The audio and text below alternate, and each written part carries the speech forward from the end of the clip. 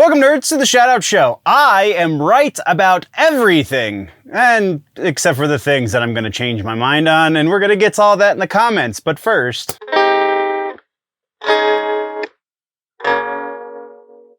hello, nerds.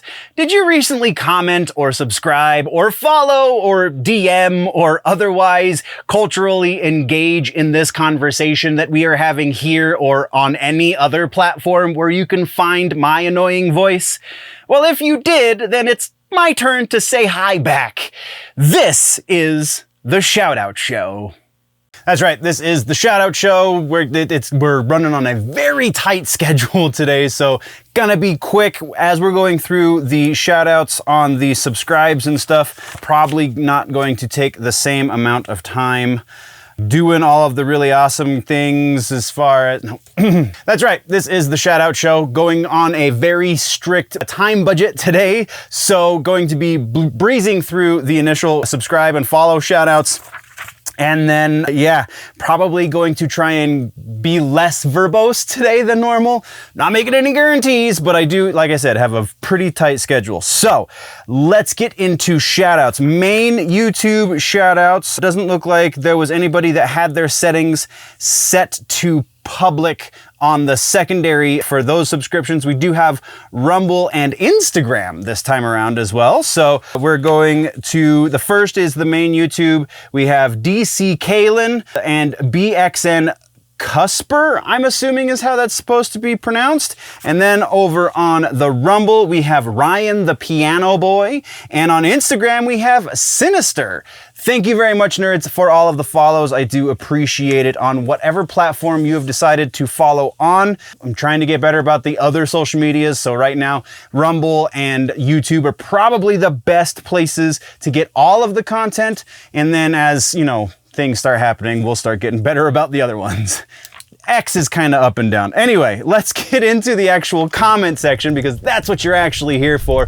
This is the viewer mail, comments, whatnot, what have you. Actually, before we do that, we must introduce you to one Mr. Nerdagon. Mr. Nerdagon, say hello to the fans, or the people anyway. Fans? I guess you did correct yourself. They are just viewers at this point, but if you subscribe, you can become a fan. Haha, see what I did there? All right, so. That's right. Nerdagon is the one that is your voice on this show, so he reads the comments as if he were you, kind of.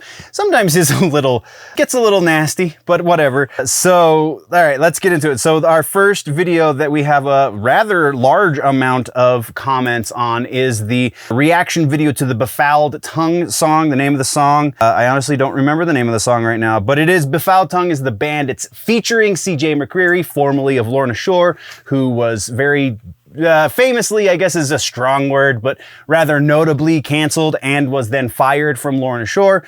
Yeah, so the name of the video is Better Than Lorna Shore.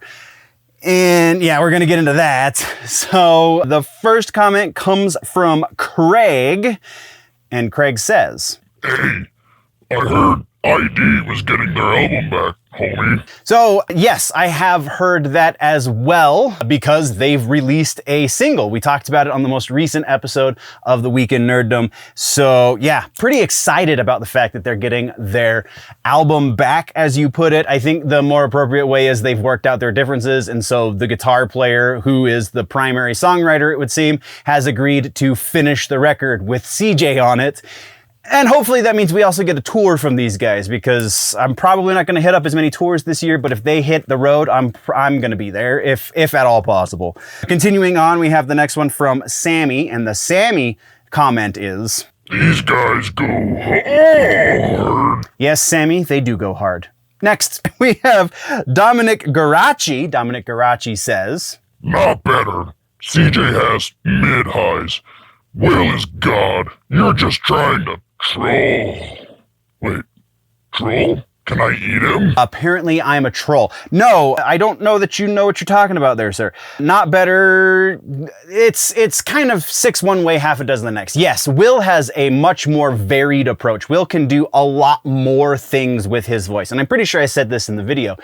But CJ can do a handful of things, has like 3 or 4 different vocal approaches that he takes, whereas Will has more in line with like half a dozen, 8 or so different things that he can do with his voice. Honestly, Will also has a pretty good singing voice, like melodic singing. He doesn't do that in Lorna Shore because years ago it was announced that Lorna Shore will never have that kind of vocal in their music, which I think is strangely limiting as an artist, but whatever. Anyway, CJ does the gutturals much better than Will does. I think Will has pretty decent gutturals, and I'm not throwing shade at Will at all. I think Will is one of, if not the most talented vocalist in deathcore as a general, because he has that breadth of abilities. But where CJ and Will overlap, I think CJ outshines him in those very specific areas. You say he has mid-highs. Yeah, I think his highs and Will's highs are probably equal. I think CJ's gutturals are where he really shines, and his false chord stuff is also very, very good. Will relies on honestly a lot more technique. Will relies on proper technique. I think CJ is a little bit more of an emotional vocalist. So I think therein lies the difference. Similar to like the difference between Howard Jones and Jesse Leach. I think Jesse Leach is only that goes the opposite direction, because Howard is the more emotional vocalist, but also has the larger breadth of ability, whereas Jesse is a little bit more surgical with his vocals and is not quite as well established as Howard. Both amazing vocalists, both 2 of the top probably 5 vocalists in the metalcore genre. Likewise with CJ and Will, 2 of the top 5 vocalists in the deathcore genre. Just preferences go certain ways, and I'm trying to explain my preference, and I've spent way too much time on this comment, so let's move on. Next, we have a comment from Blastbeats 5000, and Blastbeats says, "Thanks for the share, man." Apparently Blastbeats is the dude who is on the drum set for this video, for this band. He is the Befouled Tongue drummer. I have hit him up, slid into his DMs, if you will. I tried to get an interview with him. I have yet to hear back, so maybe he doesn't pay as close attention to the socials as I was hoping, but if something comes of that, I'll let you know. Either way, thank you very much for showing some love to the reaction. Let's move on. We have Frog Fan. Frog Fan says, "CJ needed Will to coach him. That should tell you all you need to know." I don't think this is an accurate statement. I have never once heard of the interaction of these 2 vocalists in this capacity, at the very least. I'm sure they've seen each other on the road. I'm sure even when CJ was being let go from the band, there was potentially some overlap there as well. I can't imagine, though, there was much on that side of it, because CJ was fired from Lorna Shore. He is, from what I have been able to understand, he is a bit of a hothead, very hard to work with, kind of an asshole. So if that kind of person were to be fired from a project, they're not then going to train their replacement. So this doesn't stand up to any sort of even rudimentary scrutiny. So I'm going to need you to state some facts, please. Like maybe quote an article or something that says that these 2 had any sort of mentor-student relationship, because that's false news. That's fake news right there. And then we have 2 comments from William Johnson. 2 comments, which I think is kind of awesome. Thank you for helping me so much in the algorithm. It starts out like he's a little bit combative. Actually, no, I can't say that for certain. I think I have these even backwards in the notes. So I'm going to start with the one and go to the other one. "That's Johansson, right? Not Johnson, like you said." "Yeah, okay, I'm right." "Want better? Try Shadow of Intent. I mean, the guys are friends, and this is just my personal taste. I think Lorna is great too, but Pain Remains wasn't versatile at all. It was 10 very similar songs. Sadly, Into the Earth was great live, though. If you want some suggestions, I'll give Melancholy, the song itself, not for the album, as a great introduction. If you want more core elements and a different symphonic vibe, go for We Descended Into We Return. They go together as the intro and first song of Reclaimed album. Okay, so this one, Shadow of Intent, I've honestly done reaction videos to Shadow of Intent. Shadow of Intent is very much on my radar because deathcore and also super nerdy, but then also super nerdy about Halo specifically because the Shadow of Intent is the name of one of the ships from Halo. They have a whole record about the freaking blood, for crying out loud. Yeah, those dudes are definitely on my radar and definitely really good. Better than Befouled Tongue? I don't know if I would necessarily go that far. On equal footing with Befouled Tongue? Sure. I think this is Befouled Tongue's first record. Shadow of Intent has been around for some time.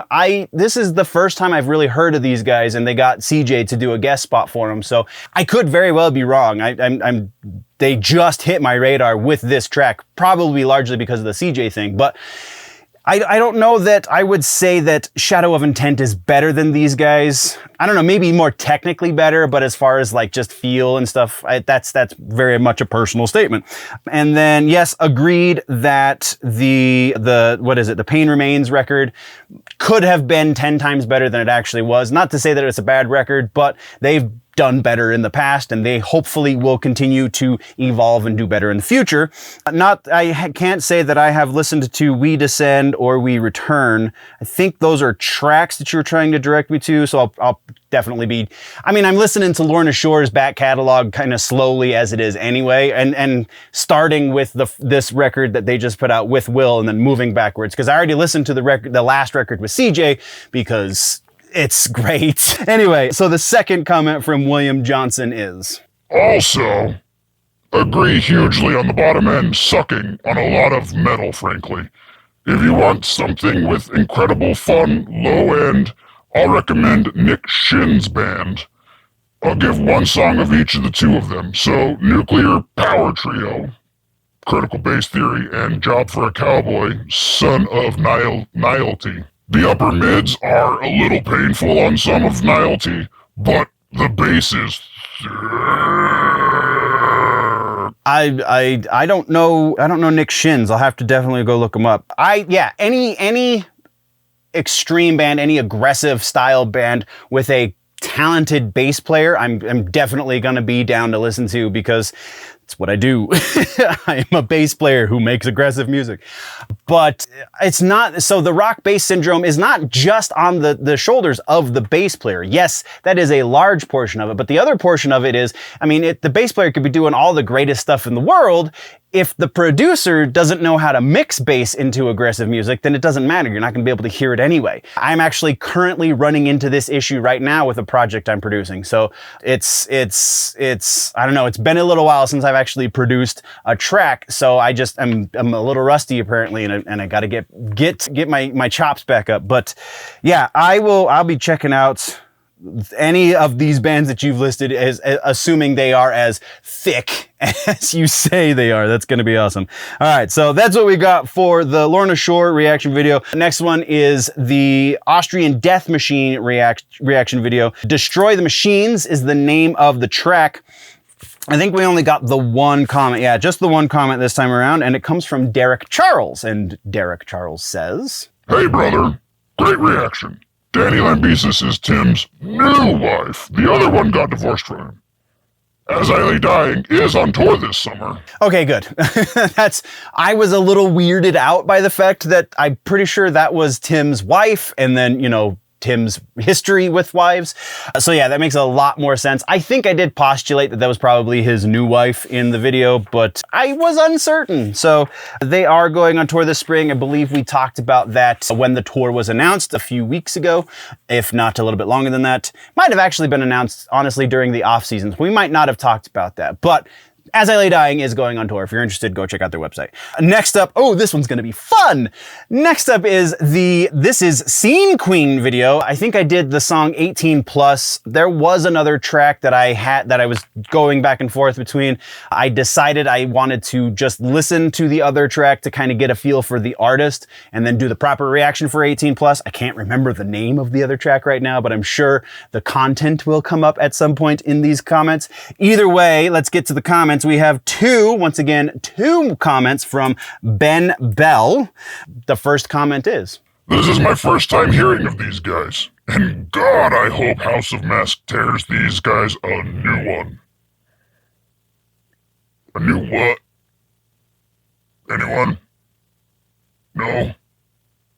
Bueller. I honestly did not know House of Masks did reactions. I follow him for honestly a lot of basically just the Slipknot coverage that he ducks about. So maybe I should get a little bit deeper into his content and not just the superficial stuff where he's doing the obvious and talking about bands that wear masks. But then the other comment that Ben Bell left says, Generally nerdy, if you wonder why rap and its subgenres are utterly dominating everything else right now, look no further than Scene Queen for proof. Sucks too because there's tons of good music out there that's better than this, and it gets overlooked. Which is funny. All right, so the better than this and it gets overlooked, that is, I think, one of the sentiments of the other track of hers that I listened to, how she's tired of good quality artists getting overlooked. And I think she's part of the problem, and apparently you do too, because this is bubblegum metal. Like back in the 90s, before pop punk was a term, the term was bubblegum punk, Blink-182 being the progenitors of that, to a certain degree, NoFX as well. So Scene Queen, while she's trying to create bimbo core, which is the most ridiculous title ever, you can't give yourself a nickname. The same goes for any subgenre you're trying to create in music. What she's really doing is bubblegum metal. This is vapid and waste of space nonsense, which kind of brings us into the next comment. This one comes from Skate Bizzle. Oh, that's a great name. Skate Bizzle says, Dive deeper. You're selling Scene Queen short. As far as genres go, Scene Queen is its own. Your commentary is inane. Do some research. Whoa, inane. Kind of surprised they could spell that. Do some research for a reaction video. To be honest, to be fair, I did kind of sort of, as I laid out at the beginning of the segment, I did kind of do some research. I listened to a different track before I did the reaction for this. So that kind of qualifies as research in the realm of reaction videos. This is a reaction video. I'm not going to listen to the track and research the artist in depth because then that ruins the reaction. That's not how we do reactions here. That's not how really any channel who focuses on reactions does reactions. So I don't understand the issue, really, aside from the fact that I don't like one of your new favorite bands. And if this is your favorite band, I urge you to listen to something with a little bit more soul and a little bit more feeling and a lot more talent. From there, we have BXN Cusper. Again, I'm pretty sure that's how that is, or maybe Bon Cusper, I don't know. But that comment is, Scene Queen is that type of artist you can't take seriously. Ironically, the subject matter she's talking about is serious. I agree. Her music is catchy, but will she be on my Mount Rushmore? Nah. Yeah, I would be severely cautious of anybody who would put Scene Queen on their Mount Rushmore of good music. I think we've beat that dead horse. Let's move on, shall we? Our next one is this is the Weekend Nerddom from 2 weeks ago, because it's taken us a minute to get around to this episode. But our first comment comes from Dckaelin. Dckaelin says, Good sounds, good content. Thank you very much. I put a lot of work into these videos, so I appreciate anytime anybody recognizes the work. From there, we have another reaction video getting some love on here. Maybe not, love might be a little bit strong. This comes from Jordan McNeish. McNeish says, What are you adding to the musicians/gems on VHS art? Chord callouts? Not shit. Okay, called out for a mediocre reaction video.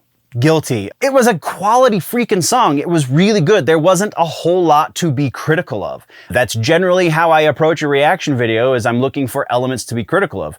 It's a pretty raw performance. It was recorded very well. So I was distracted by the fact that the performance was also fairly simple. So trying to do the chord callouts kind of activated the ADD and the hyperfocus, and that's what I was focused on for that reaction.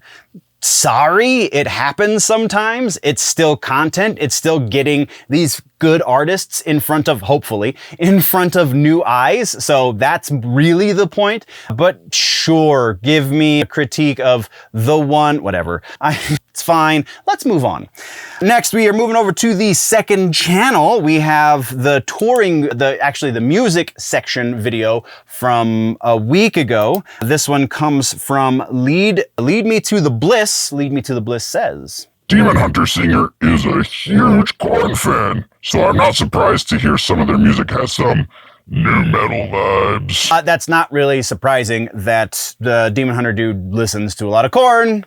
Kind of evident, and kind of a lot of people who were in my rough age group, which he would fall into, listened to a lot of Korn, or at least listened to a lot of Korn in our formative years. So yeah, that makes sense. 100%, we're on the same page. Let's move on. Jethro Tull. Oh, good Lord. Really? We're still talking about this nonsense? Jethro Tull is not metal. They do not qualify themselves as metal. They are not technically qualified as that. They do apparently, again, I don't listen to the band, so I can't speak explicitly on this, but they do apparently sometimes fall into the subgenre of hard rock. And that is according to their Wikipedia. So the community at large agrees with me that they are not a metal act. They have never been a metal act. And we've talked about this video previously because somebody corrected me. It was not best metal performance at the time. It was best metal and hard rock performance, which explains why Jethro Tull did technically qualify to be nominated, but better than Metallica, really? Metallica is the biggest effing band in the world, and we're very much close to that status at the time of the Grammy win, so it still doesn't make any sense. But this one comes from the Guacamole Kid. Guacamole Kid says, Jethro Tull out-metals most metal bands and out-hard rocks most hard rock bands. Listen to the album, 45-minute song. Tell me they don't play some metal. Okay, I'll tell you. Nope. Something is weird about my notes, and Nerdagon just stumbled over it. I don't know that the title of the 45-minute song album is here because it didn't transfer into my notes for some reason. So I'll go back and check the actual comment. But yeah, 45-minute long song. Meshuggah did something along. It wasn't 45 minutes, it was 20, but still, I is a 20-minute long progressive, crazy, heavy, deathy, whatever the hell you want to call Meshuggah song. So like, they're not unique. They might be your favorite band, and I'm being critical of your favorite band, and you can say that that's why you're upset, but trying to use these hollow justifications does not change the fact that this band is not metal and should not win awards where metal is the category for which they're winning the award. So again, I was corrected on that. I realize it's metal and hard rock, but still, Metallica is a better band. I will get into any kind of nerd battle about the differences between, I will even listen to Jethro Tull's back catalog so I can individually pick apart reasons and examples why Jethro Tull is subpar compared to Metallica. If you really want that video, then I guess hit up the comment section and we'll do it. But yeah, that is everything we've got for this week's, or the last 2 weeks roughly, comment section. I think that's everything. So thank you very much, nerds. Before we go, always remember that if it's generally nerdy, it's probably here. And I'm gonna shout you out. Okay, nerds. Bye. Now we're fucking done.